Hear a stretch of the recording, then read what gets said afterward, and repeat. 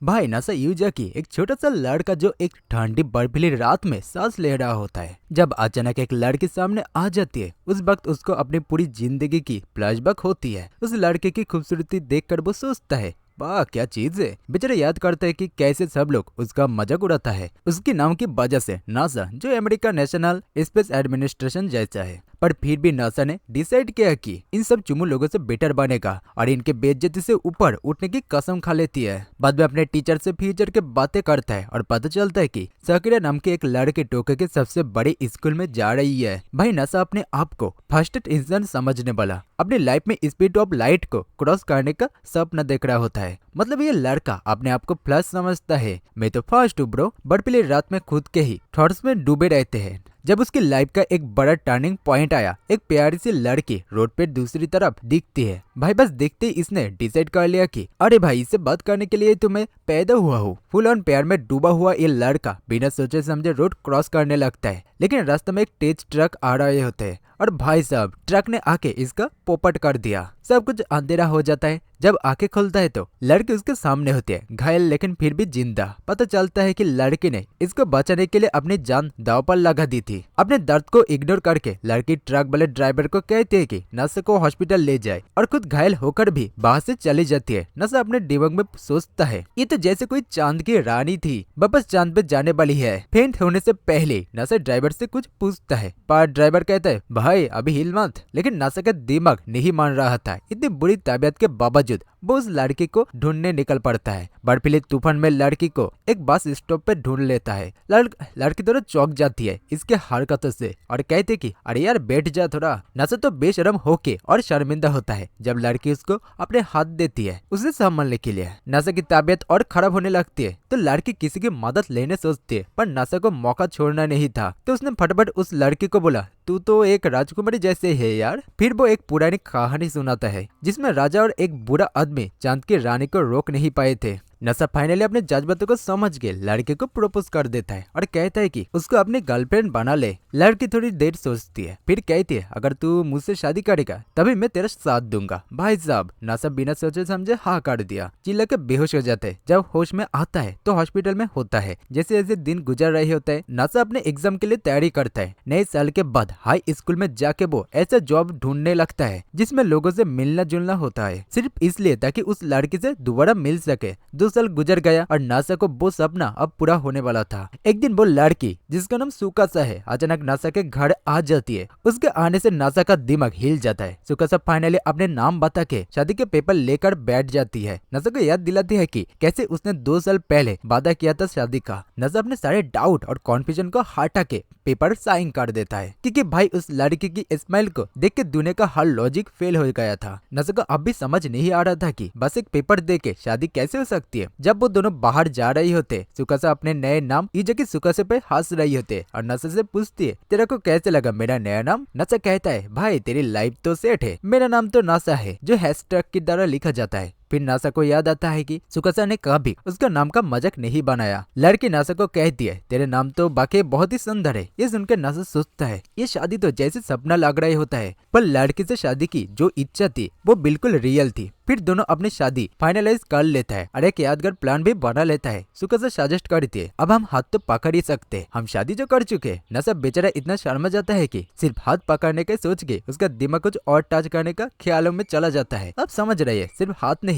और सुकासा उसकी ये बात सुन लेती है। नशा अपने अपार्टमेंट में अकेला सुकासा का इंतजार कर रहा होता है। सोचता है अरे यार अब तो हम शादीशुदा है। फिर उसको एक और बड़ी रियलाइजेशन होता है अब तो हम दोनों एक ही बिस्तर पे सोएंगे। ये सोच के बेचारा पैनिक कर जाता है। एकदम डेस्परेशन में उसका दिमाग में आता है कि दोनों एक बिस्तर पे कैसे कंफर्ट में सोएंगे। लेकिन सुकासा वापस आ जाती है और नशा को फुल बेइज्जती के सामना करना पड़ता है। जब वो सुकासा के सामने पीले गाले लगाए होता है, खुद के ख्यालों में डूबा हुआ था। भाई लगता है अपना नशा अपनी फेवरेट पोजीशन ढूंढ रहा था। अब समझ रही हो ना? कमेंट करके कह दो कि आपकी फेवरेट पोजीशन क्या है। सुकासा कहती है कि वो अपने सामान कॉन्वेनियंस स्टोर के लॉकर से लेने गई थी। नशा उसके परिवार के बारे में सोचता है कि क्या उन्हें चिंता नहीं होगी इतनी रात को पर सुकासा बता देती है कि अब उसका कोई घड़ी नहीं है। ये सुनकर नासा डिसाइड करता है कि एक फुटन काफी है, वो जमीन पे सो जाएगा। लेकिन सुकासा सजेस्ट करते है कि वो रात होटल में गुजार ले। नासा का चेहरा एकदम से बन जाता है। लेकिन जब सुकासा कहती है मैं तेरी पत्नी हूँ, कहीं नहीं जा रही हूँ, तो नासा का दिमाग हिल जाता है। फिर नासा का दिमाग में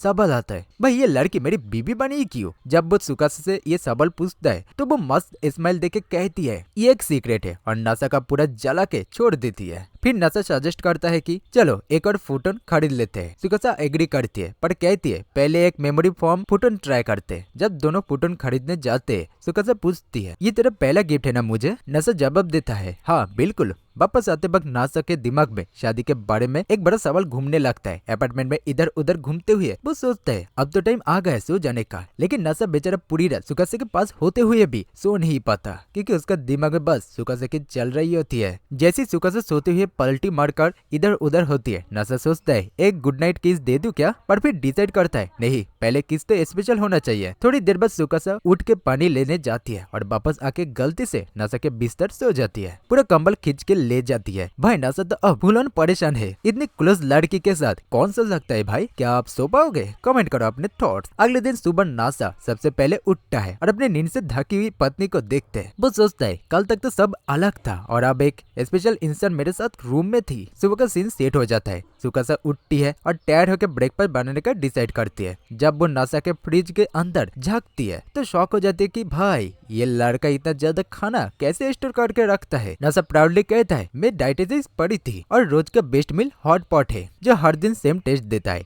सुकासा इस बात से बिल्कुल इम्प्रेस नहीं होती और कहता है वेट कर, अभी तुझे ठीक से खाना बनाने का दिखाता हूँ। 10 मिनट के बाद दोनों बैठ के खाना खाते हैं और नासा तो उसके बने हुए खाने से फुल इम्प्रेस्ड हो जाता है। खाना खत्म होने के बाद नासा और सुकासा डिसाइड करता है कि वो सबसे करीबी बाथ हाउस जाएंगे, क्योंकि नासा के अपार्टमेंट में कोई बात ही नहीं है। नासा इस जगह के ओनर को अच्छे से जानता है और सुकासा को नहाकर देखने के लिए बेचैन है। जब दोनों सुकासा के लिए कुछ जरूरी चीजें खरीद लेता है तो वो एरिसा बाथ हाउस पहुँचते हैं, जहाँ दो बहनें काम करती है। पहले सिस्टर को उन्हें मिलते हैं जो ऑलरेडी काम कर रही होती है। वो नासा को एक लड़की के साथ देख के शॉक हो जाती है। सोचती है कि नासा इतना पढ़ा लिखा है कि उसकी लिबिडो खत्म हो गया होगा। कौन डर्टी जोक्स पसंद करती है और लड़कियों की तरह ज्यादा डेलिकेट नहीं है। सिचुएशन में क्यूरियस होके वो नासा से पूछती है तुम दोनों डेटिंग कर रही हो क्या? लेकिन नासा उसे कहता है हम तो शादीशुदा है। ये सुनकर कौन और भी ज्यादा शॉक हो जाती है। फिर वो उन्हें कॉन्ग्रेचुलेशन देती है और सुकासा को नहाने के लिए इनवाइट करते हैं। जब नासा भी ज्वाइन करने की कोशिश करता है तो कौन उसे रोक लेती है और एक एक्सप्लेनेशन मांगती है। उसके दिमाग में डाउट होता है कि नासा के पास गर्लफ्रेंड कैसे हो सकती है। कौन नासा से पूछती है क्या उसने अपने छोटे बहन को बताया है, पर नासा कहता है नहीं। कौन इंसिस्ट करते है कि अब जब नासा ने शादी कर ही ली तो वो अपनी पत्नी को खुश रखने ही पड़ेगा। नासा अब डिटरमाइंड होकर अपनी वाइफ के लिए प्यार का इजहार करता है और इसी वक्त सुकासा बाहर आ जाता और दोनों को इम्प्रेस करते हुए अंदर बाथ हाउस में नासा कॉन्फ्यूज होता है कि उसे नॉर्मल बिहेव करना चाहिए या नहीं, क्योंकि उसके दिमाग में फैंटेसी चल रही होती है कि सुकासा बाहर मैजिकली आ जाएगी, पर रियलिटी ज्यादा चैलेंजिंग होती है। इस बीच सुकासा अपने बात का मजा ले रही होती है। तभी कौन के बड़ी बहन यहाँ आ जाती है और सुकासा से अपनी इंट्रोडक्शन देती है। ये सुकासा से माफी मांगती है क्योंकि उसने उसका बात वॉच किया था। फिर पूछती है कि क्या सुकासा चाहेगी उसके बैग धोआ दे। सुकासा टच होने से ज्यादा कंफर्टेबल नहीं होती, पर थोड़ी परेशानी के बाद भी वो मान जाती है। यह सुकासा का स्किन को इतना खूबसूरत बोलती है कि उसे सिल्क के साथ कंपेयर करती है, लेकिन फिर रियलाइज करते हैं कि सिल्क तो सिल्क वर्म से आता है, तो ये कंपैरिजन ठीक नहीं होगा। इंस्टेड वो सुकासा की स्किन को आईफोन X से कंपेयर कर देती है, जो सुकासा को समझ के बाहर होता है। उसका नाम एरिस होता है और सुकासा अपने नाम ये जैकी सुकासा बताती है। एरिस एज्यूम करते है कि सुकासा नासा की छोटी बहन है। जब नासा का बात खत्म होता है सुकासा उसे मिलती है, साथ में यह भी होती है, लेकिन यह अब तक समझ नहीं पाई होती कि दोनों शादीशुदा है। सुकासा को बताया जाता है कि नासा ने ऐसा फैमिली को उनके टॉप टाइम में सपोर्ट किया था। सुकासा ये सुनकर डिसअपॉइंटेड लगती है, लेकिन नासा को यह बात समझ नहीं आती। बहुत हद से वापस जाते वक्त सुकासा कहते कि यह को नासा की केयर काफी पसंद आई थी और नासा भी बिना सोचे इस बात से एग्री करता है, लेकिन बाद में रियलाइज करता है कि उसने कुछ गलत कह दिया होगा। फिर सुकासा एक चर्च वेडिंग को देखती है और नासा को कौन की बात याद आती है। वो सुकासे से पूछती है कि क्या उसके शादी के बारे में कुछ कॉन्फ्यूजन है, पर सुकासे गलत समझ जाती है और सोचती कि वो या के बारे में बात कर रही है। नासा के वापस आने का इंतजार करती है सुकासे घर साफ करना शुरू करती है, पर ये देख के सरप्राइज होती है कि नासा ने ऑलरेडी सब कुछ क्लीन करके रखा है। उसे डर होता है कि कहीं नासा ने कोई सीक्रेट चीजें छुपा कर नहीं रखी तो वो वहाँ कुछ ज्यादा तलाश नहीं करती, इसलिए हम कभी नहीं जान पाएंगे कि नासा असली में परबट है या नहीं। फिर सुकासे सोचती है कि घर में अब क्या काम किया जा सकता है, तो वो कुकिंग का प्लान बनाती है। तभी दरवाजा बाजता है और सुकासे सोचती है कि नासा आ गया, लेकिन जब वो दरवाजा खोलती है तो उसके सामने एक यंग लड़की खड़ी होती है जिसका नाम है चितासे कांजी नोजी। वो सुकासे को अपनी बहन कहती है, पर असली बहन नहीं है। चितासे सुकासे को सिस्टर बुलाती है और कमेंट्स करते हैं कि ये अपार्टमेंट कॉम्प्लेक्स काफी शेबी है और सुकासे के लायक नहीं है। सुकासे चुपचाप दरवाजा बंद कर देती है।